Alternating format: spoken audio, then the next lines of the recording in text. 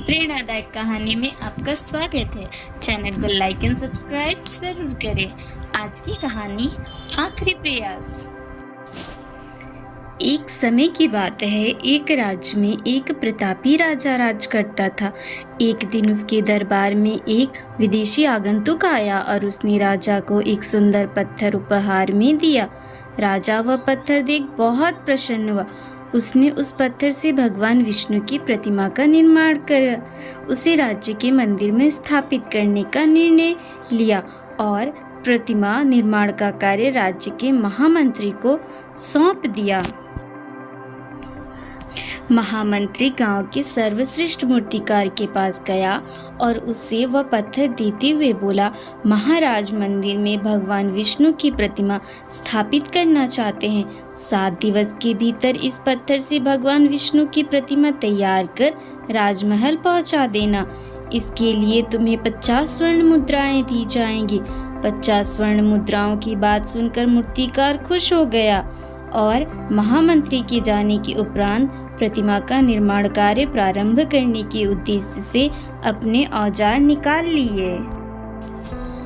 अपने औजारों में से उसने एक हथौड़ा लिया और पत्थर तोड़ने के लिए उस पर हथौड़े से वार करने लगा, किंतु पत्थर जस का तस रहा। मूर्तिकार ने हथौड़े के कई बार पत्थर पर किए, किंतु पत्थर नहीं टूटा। 50 बार प्रयास करने के उपरांत मूर्तिकार ने अंतिम बार प्रयास करने के उद्देश्य से हथौड़ा उठाया, किंतु यह सोचकर हथौड़े उस पर प्रहार करने के पूर्व ही उसने हाथ खींच लिया कि जब 50 बार वार करने से पत्थर नहीं टूटा तो अब क्या टूटेगा।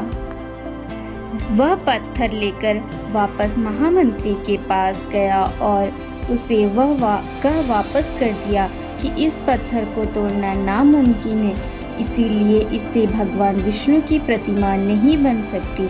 महामंत्री को राजा का आदेश हर स्थिति में पूर्ण करना था, इसीलिए उसने भगवान विष्णु की प्रतिमा निर्मित करने का कार्य गांव के एक साधारण सी मूर्तिकार को सौंप दिया। पत्थर लेकर मूर्तिकार ने महामंत्री के सामने ही उस पर हथौड़े से प्रहार करे और वह पत्थर एक बार में ही टूट गया। पत्थर टूटने के बाद मूर्तिकार प्रतिमा बनाने में जुट गया। इधर महामंत्री सोचने लगा कि काश पहले मूर्तिकार ने एक अंतिम प्रयास और किया होता तो सफल हो गया होता और 50 स्वर्ण मुद्राओं का हकदार बनता। तो इस कहानी से हमें यह सीख मिलती है मित्रों, हम भी अपने जीवन में ऐसी परिस्थितियों से दो चार होते रहते हैं।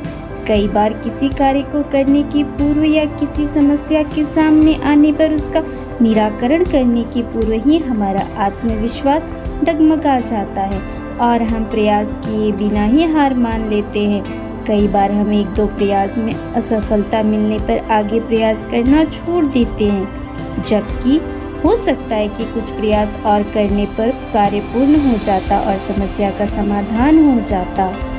यदि जीवन में सफलता प्राप्त करनी है तो बार बार असफल होने पर भी तब तक प्रयास करना नहीं छोड़ना चाहिए जब तक सफलता नहीं मिल जाती। क्या पता जिस प्रयास को करने से पूर्व आप हाथ खींच ले वही हमारा अंतिम प्रयास हो और उसमें हमें कामयाबी प्राप्त हो जाए। अगर दोस्तों आपको यह कहानी और शिक्षा अच्छी लगे तो प्लीज़ चैनल को लाइक, शेयर और सब्सक्राइब करिएगा।